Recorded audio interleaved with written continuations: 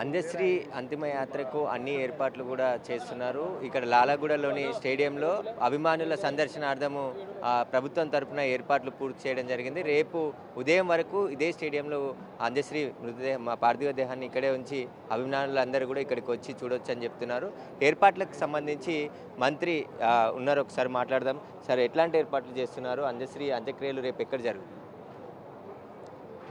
ఒక మహాకవి, ఒక మహనీయుడు అందశ్రీ గారు మన మధ్యలో లేకపోవడం అత్యంత బాధాకరం. మలిదశల ఉద్యమం లోపల యావత్ తెలంగాణ రాష్ట్ర ఏర్పాటు విషయం లోపల వారు అందించిన సాహిత్యం, వారు అందించిన తెలంగాణ ప్రజలను ఉత్తేజపరచడానికి అందించిన అనేక గీతాలు ప్రజల గుండెల్లో అతుక్కుపోయినాయి.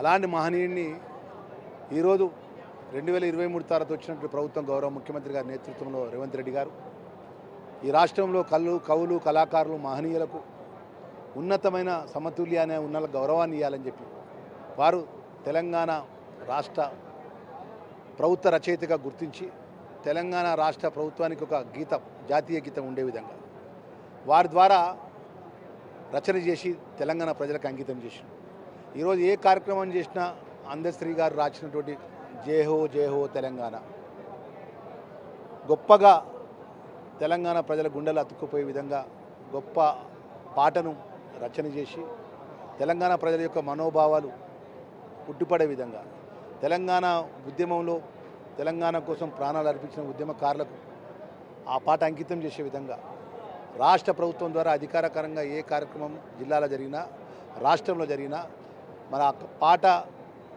ఆలాపన చేసిన తర్వాతనే కార్యక్రమం మొదలవుతుంది. అంటే అంత గౌరవం, అంత గొప్పగా ముఖ్యమంత్రి వారు గౌరవించింది ఒక రచయితను, ఒక మహాకవిని.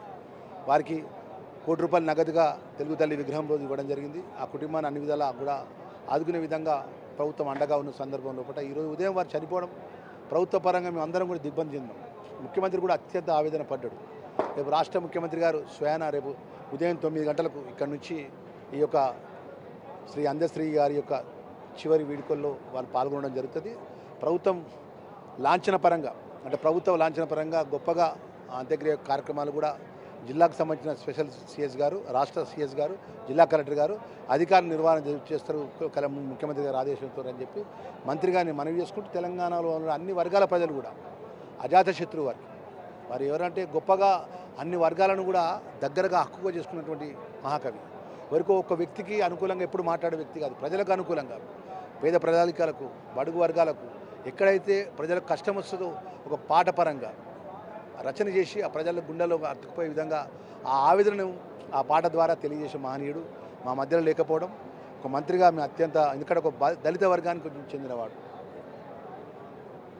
ఒక మామూలు సామాన్య కుటుంబంకి వెళ్ళి రాపర్తి గ్రామం నుంచి చదువుకొని ఒక లెక్చరర్గా పనిచేసి చాలా కష్టాలు అనుభవించి ఉన్నతమైన స్థానంలోకి వచ్చిన వారికి ఒక కుమారుడు, 3 కుమార్తెల కుటుంబానికి ఉన్నది. ఆ కుటుంబానికి మేము రాష్ట్ర ప్రభుత్వం మేమందరం అండగా ఉంటామని తెలియజేసుకుంటే రేపు ఉదయం 9 గంటలకు తెలంగాణ ఉన్నటువంటి అన్ని వర్గాల ప్రజలు పార్టీలకు అతీతంగా కవులు, కళాకారులు, విద్యావేత్తలు పాల్గొనాల చివరి యొక్క వారి అంతిమ గడువులలో అంత్యక్రియలో పాల్గొనాలని చెప్పేసి మంత్రిగా మనవి చేసుకుంటూ మన ఘనంగా ప్రభుత్వం అన్నీ కూడా ఏర్పాట్లు చేస్తున్న విషయం మరొకసారి మనవి చేస్తున్నాం. రేపు ఉదయం 9 గంటలకి అంతిమయాత్ర ప్రారంభమవుతుందని చెప్తున్నారు. సీఎం రేపే ఇక్కడికి వచ్చి ఈ వీడికి ఏదైతే చివరి సంబంధించిన అంతిమ సంస్కారాలు ఉన్నాయో ప్రభుత్వం తరపున జిల్లా కలెక్టరు, ప్రభుత్వ అధికారులందరూ కూడా పర్యవేక్షణలో ప్రభుత్వ అధికారిక లాంఛనాలతో అందశ్రీకి అంత్యక్రియలు నిర్వహిస్తామని చెప్పేసి కూడా మంత్రి అడ్లూరి లక్ష్మణ్ చెప్తున్నారు.